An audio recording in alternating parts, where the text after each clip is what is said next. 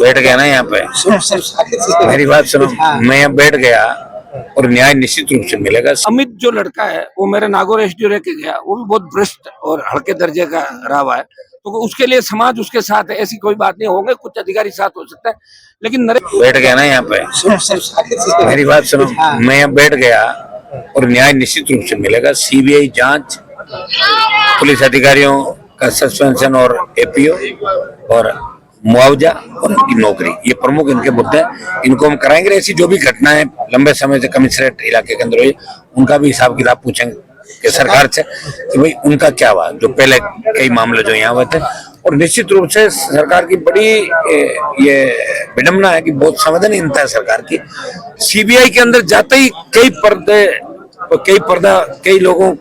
कई लोग बेनकाब होंगे, कई बड़े चेहरे सामने आएंगे, क्योंकि दो व्यक्ति इस तरह की घटना को अंजाम नहीं दे सकते किसी भी तरीके से। पीछे किसी न किसी का इनके कंधे पे हाथ था आरोपियों के, इसलिए इतनी बड़ी घटना को अंजाम देके सीधा वहां आके प्रेस कर रहा था अपनी दुकान के अंदर। हौसला देखिए आप, कितना बड़ा हौसला था। जेसीबी में खड्डा खोद रहा, टुकड़े कर रहा जैसे आराम से। जंगल राज थोड़ी, राजस्थान के अंदर जंगल राज नहीं है, लोकतंत्र है। और इसकी जो परतें, वो परतें खुलेगी, इसलिए सरकार डरी हुई है। हम इस मामले को सीबीआई के साथ अन्य जो बातें हम करेंगे, जब भी कोई अभी बातचीत होगी तो आगे हमारा क्या रुख रहेगा वो भी सरकार के प्रतिनिधि बनकर बैराम सियोल आए थे, वार्ता भी की थी पीड़ित परिवार से, और फिर मीडिया से बात करते हुए उन्होंने कहा कि सरकार के चारों दरवाजा खुला है, फिर भी न्याय नहीं मिला। उस पर आप देखिए, वो बैराराम जी आए थे, उस दिन उनकी बात हुई होगी इन लोगों की, मेरे से भी शायद उस समय इन लोगों ने कहा था, कुछ बातों पे सहमति नहीं पड़ी। मीडिया से बात करने कहा कि चारों दरवाजे खुले हैं, तो खुले फिर आ जाओ। कौन मना कर रहा है? न्याय नहीं मिला, इसका कारण क्या है? चारों दरवाजे खुले हैं, यहाँ तो खुले ही हैं। आ जाओ, बात कर लो हमसे आके, या आ जाओ बात करो, जो हमारी मांगे मान लो, बस बात खत्म हो गया। हम भी यही चाह रहे हैं ना कि मांगे माने, ताकि शव का अंतिम संस्कार करें। बात क्या मांगे खुले तो अपना भी दे दो, सीबीआई को मना कौन कर रहा है? अभी तो सरकार देती थी सीबीआई को, खुद ही दे देती, खुद ही ऐलान कर देती बैठे बैठे, आवश्यकता ही नहीं थी। ये अपना भी धरना समाप्त कर लेते भाई। सरकार खुद मांगे मान लेती, और सचिवालय के अंदर भजन लाल जी बयान दे देते कि अनिता के मामले में हम ये पैकेज दे रहे हैं और आप जाइए, तो ये चले जाते। भजन लाल का तो वक्तव्य नहीं आया, इतना बड़ा कांड हो गया, मुख्यमंत्री का वक्तव्य नहीं आना इस बात की ओर इंगित करता है कि उनके मन में कहीं न कहीं किसान कौमों के प्रति मानसिकता ठीक नहीं, भजन लाल जी और इसकी सरकार की। संस्कार नहीं हुआ, मांगे पूरी नहीं हुई, अपराधी हाथ में है, लेकिन कोई भी जवाब नहीं है। देखिए, जो अनीता की निर्मम हत्या हुई है और जिस तरह ये गुत्थी अनसुलझी है, और इसके पीछे, पर्दे के पीछे और कई मुलजिम है, कई लोगों का हाथ है। भारतीय जनता पार्टी के कई नेता भी इस मामले के अंदर शामिल है। हम चाहते हैं कि पूरे मामले की सीबीआई जांच, उसके बाद पीड़ित परिवार को जो मुआवजा, अन्य जो मांगे हैं, और दूसरा डीसीपी, एसीपी और थाना अधिकारी, इनके सस्पेंशन और एपीओ करने की मांग लगातार पीड़ित परिवार लंबे समय से कर रहा है। दुर्भाग्य से पुलिस ने बार बार धमकाया और तेजा जी के मंदिर में घुसने का भी प्रयास किया। मैंने वहां डांट मारी इन लोगों को, मैंने कहा मंदिर के अगर अंदर घुस गए तो ठीक नहीं रहेगा, लेकिन परिवार को बहुत प्रताड़ित किया। न्याय दिलाने की बजाय इसी परिवार को कोस रहे, तुम्हारी ही गलती है। और ये संवेदनशीलता नहीं, संवेदनहीनता है। और दुर्भाग्य से पुलिस कमिश्नर यहाँ बैठे हैं, वो भी किसान के बैठे हैं, लेकिन दुर्भाग्य से इस बात को नहीं समझ पाए।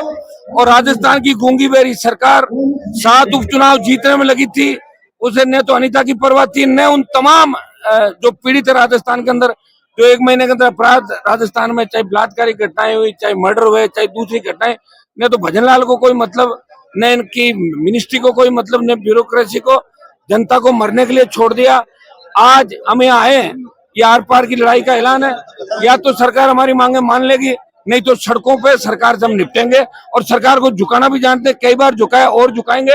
ये समाज की आस्था के प्रति चोट है, और सर्व समाज इस मामले में अनीता, जो स्वर्गीय अनीता है, इसके परिवार को समर्थन देने के लिए कई बार सर्व समाज भी आया।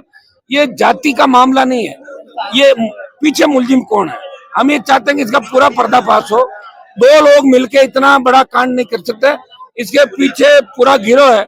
और कहाँ अनीता और इसके परिवार के पास उनके कहीं न कहीं सबूत, ये ऑडियो वीडियो जो आ रहे हैं, इससे निश्चित रूप से इनके पति के पास जो सबूत है, इनको अगर लेके हम करेंगे तो इसमें देश और प्रदेश की राजनीति के अंदर भूचाल आ जाएगा।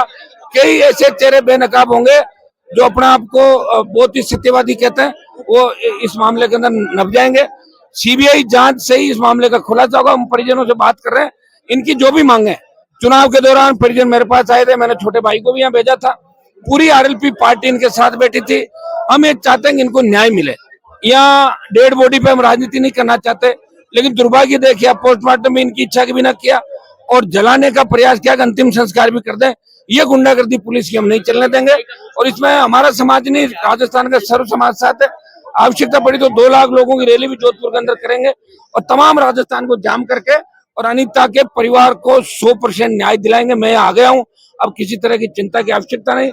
मैं धन्यवाद दूंगा इनके पति पुत्र को कि किन परिस्थितियों के अंदर भाई संपत और इनकी पूरी टीम हमारे समाज की जो है बैठी है। ये पहले दिन से बैठे, एम से इनको खदेड़ दिया, धक्के देके निकाला, दूसरी जगह जहाँ बैठे थे वहां से भी पुलिस ने जबरन इनको निकाला और अब मंदिर जो हमारी आस्था का प्रतीक है वहां भी पुलिस ने घुसने का प्रयास किया, जो कतई उचित नहीं है। इसके अंदर हम सरकार से आर पार की लड़ाई के मूड के अंदर है।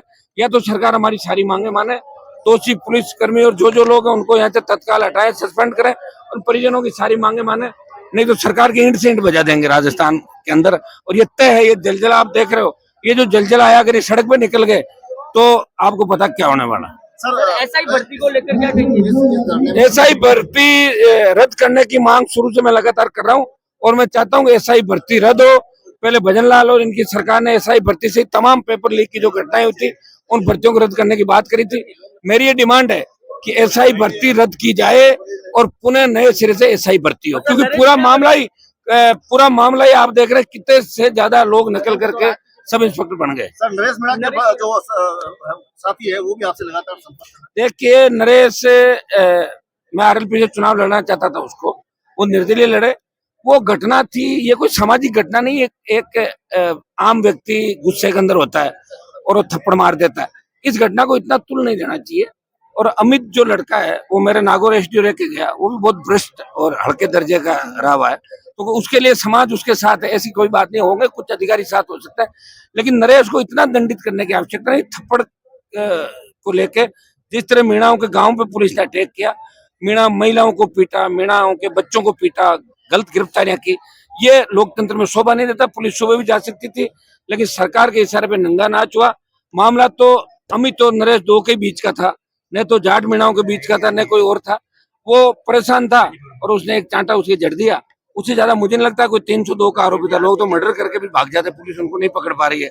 आपको बताइए राजस्थान में क्या क्या नहीं हुआ, उस समय पुलिस कहाँ गई थी? पुलिस ने रेड करी तो नहीं। लेकिन चुनाव के दौरान इस तरह की घटनाएं घटी तो ना, निर्दोष लोगों को पकड़ के रखना ये कतई ठीक नहीं है।